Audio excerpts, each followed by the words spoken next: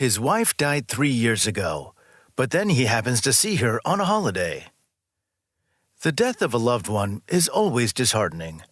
When Sean lost his wife Sandy 3 years ago, he was left to himself to raise their young daughter on well-deserved rest, but saw something incredible happen. Sean and Sandy met in their second year of college at Danny's birthday party. Danny's girlfriend Sandy was introduced to Sean at the party, and there was a real chemistry between them. But Sean was loyal to his friend and decided not to pursue the girl. A week later, Sandy sent him a text saying that she had broken up with Danny and wanted to go out with him if he said yes.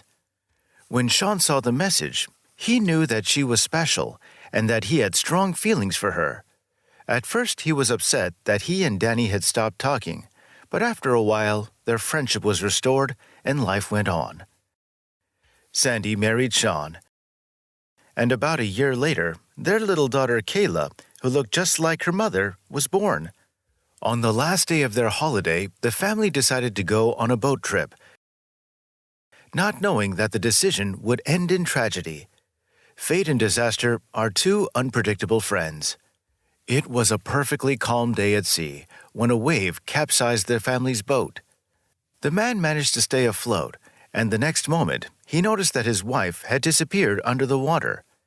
Sandy had only taken off her life jacket a minute earlier to put on some sunscreen. After 3 days of searching, Sandy was pronounced dead, and Sean's life began a most difficult period. Sean was a young father grieving the loss of his beloved wife. He couldn't go on living, but he knew he had to be strong for his daughter. Sean fell into a deep depression and alienated many friends. At first, Sean was angry when Danny kept calling him, but then he realized that he was the only person willing to listen to his phone talks for hours without complaining. When Danny moved in to help him cope, he ran errands for him and even sorted his mail, helped him to look after his young daughter, and even offered to get rid of all the family photos. But Sean wanted them to stay where they were, so his daughter would know who her mother was and what she looked like. Danny understood that. 3 months later, Sean got a job offer elsewhere and left town to cut all ties for good.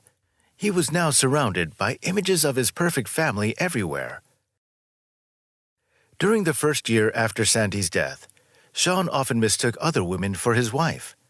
The fact that her body had never been found left him with a nagging feeling that she might be alive after all and possibly lost somewhere with the memory loss.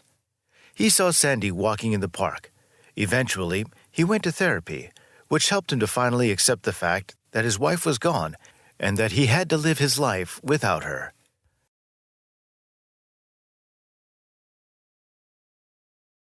As Kayla grew older, she and Sean were picking up the pieces of their lives, which helped them get used to the routine and begin to recover. He could now tell her about her mother without breaking down, although he still cried for her from time to time. It was for this reason that the therapist suggested that father and daughter go on holiday. Kayla and Sean spent their days at the beach, relaxing and having fun. It was the perfect cure for the soul. At last, he could put Sandy's spirit to rest. After this holiday, he could finally look to the future with new dreams and hopes. On the last day of the vacation, the father and daughter bought some ice cream and decided to watch the sunset. Sean was a little embarrassed to see his daughter hugging the legs of a strange woman as she approached her. He remembered how many times he had mistaken blondes for his sweetheart Sandy in the first year after her disappearance, and now the same thing had happened to his little girl. There were still many pictures of the young family's happy times in their house, so Kayla remembered her mother's face. When Sean confronted the woman, his eyes lit up with shock. She was identical to Sandy. She had exactly the same facial features, mannerisms, and facial expressions. It was literally as if he had seen a ghost. "I'm sorry, honey, but I'm not your mother," said the woman. But the child insisted.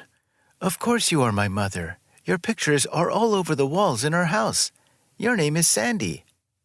Until that moment, no one had noticed the man standing next to her.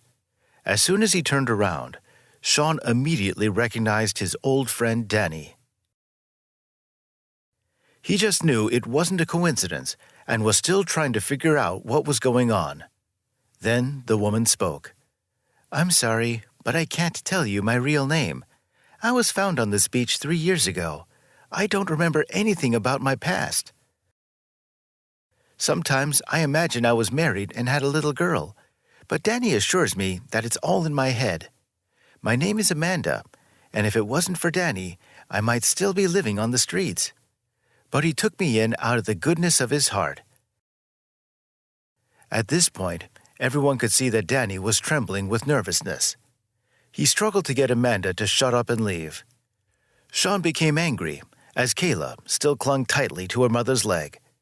He grabbed Sandy by the shoulders, looked her straight in the eye, and told her the truth. "You are my wife, and this is your daughter.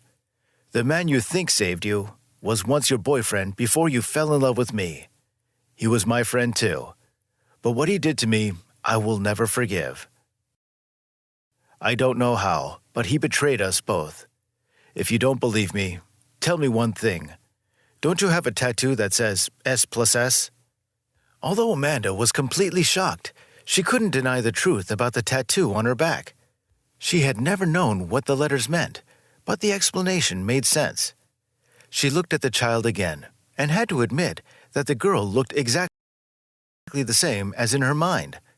She turned to Danny for answers, but he had disappeared. When the three of them went to the house where she lived, looking for clues, he wasn't there. Amanda had already told them that she had taken a DNA test at the local police station to find a match, and that Danny had turned up in town a few days later and was courting her at the station, and that the police had already sent a letter to tell Sean that his missing wife had been found, but Danny had opened it instead. Sean remembered Danny sorting through his mail and realized that the job offer was just a ruse. Sean hated him for what he'd done to him, but he was more focused on his newly found wife. Danny was gone for good, and Amanda decided to return home to try to remember her former life as Sandy, Sean's wife, and Kayla's mother. So, what do you think of this story? What would you have done with Danny? Please write your thoughts in the comment section below. And if you've not yet done so, if you enjoyed this video, please give it a thumbs up. Also consider subscribing to our channel and hitting that bell icon to stay connected with us so that you know the moment we release another video. Thanks very much for watching, and we hope to see you next time. Until then, take care and stay safe.